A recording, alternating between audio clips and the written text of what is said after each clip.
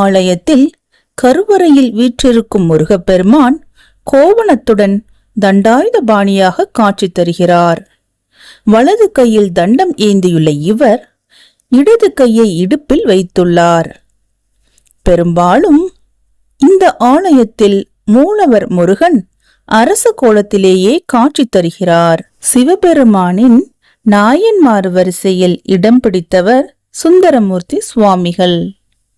இவர் 7ஆம் நூற்றாண்டில் மதுரைக்கு யாத்திரை வந்தபோது இந்த முருகன் கோவிலில் தங்கினார். சுந்தரர் தங்கிய காரணத்தால் சுந்தரர் மடம் என்று இந்த கோயில் அழைக்கப்பட்டது.